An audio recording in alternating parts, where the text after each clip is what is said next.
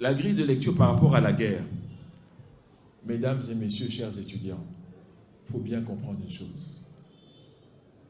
La guerre, comme l'aide internationale, sont des outils de contrôle. Il faut bien comprendre ça. Tant que vous êtes en guerre, que vous vous tuez les uns les autres ont toute la latitude de se servir tranquillement. C'est ça. Et on va donc organiser et orchestrer. Oui, vous êtes nés au nord, battez-vous contre ceux du sud. Vous êtes des musulmans, battez-vous contre les chrétiens. Vous êtes les francophones, battez-vous contre les anglophones. Mais mesdames et messieurs, toutes ces distinctions ne sont même pas dans notre culture. Qui parlait le français ou l'anglais ici avant la moitié du 19e siècle? Personne. Dans un pays comme le Cameroun, avant le 4 mars 1916, personne ne parlait ni le français ni l'anglais. Aujourd'hui, on nous dit, vous êtes francophone et vous êtes anglophone, il faut avoir des antagonismes. Pourquoi? Ce sont les mêmes tribus de part et d'autre. Et quand on discutait de ça à Berlin, qui de nous était là-bas? Parmi vos aïeux, vos grands-parents, ils étaient là-bas à Berlin? Non. C'est entre eux qui se sont séparés et appropriés illégalement la terre d'Afrique et le sol d'Afrique. Je répète, illégalement. Et aujourd'hui, on doit se battre. Pour quelle raison? La seule raison, c'est pour créer, en fait, la diversion est utilisatoire pour que continue le pillage. C'est tout. Tant qu'on n'a pas compris cela, nous allons jouer ce jeu morbide et funeste qui sera toujours entretenu et que nous devons nous-mêmes arrêter parce que nous avons compris les ficelles de ce jeu.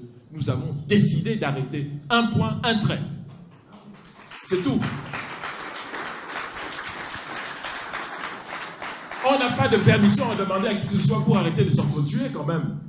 On ne peut pas continuer comme ça. Être des enfants indéfiniment? Non. Non et non. Donc je dis que quand vous dites qui va le faire, mais c'est vous. Qui d'autre? Ce n'est pas les Martiens qui vont descendre pour arrêter les guerres ici. C'est bien nous. Qui est-ce qui vend les armes? En Afrique, il n'y a que 2 pays qui produisent très très peu d'armes. L'Égypte et l'Afrique du Sud. 98% des armes qui circulent en Afrique viennent des pays qui ne sont pas africains. Je m'en vais vous donner des statistiques. 80% des armes qui circulent dans le monde entier. En Afrique, il y a 500 millions d'armes dites de petit calibre. 500 millions, un demi-milliard. Je dis 80% des armes qui circulent dans le monde entier aujourd'hui ont la nationalité, soyons clairs, ont la nationalité des 5 pays qui siègent au Conseil de sécurité. Vous comprenez bien ce que je dis, hein? C'est-à-dire, ceux qui nous parlent de paix,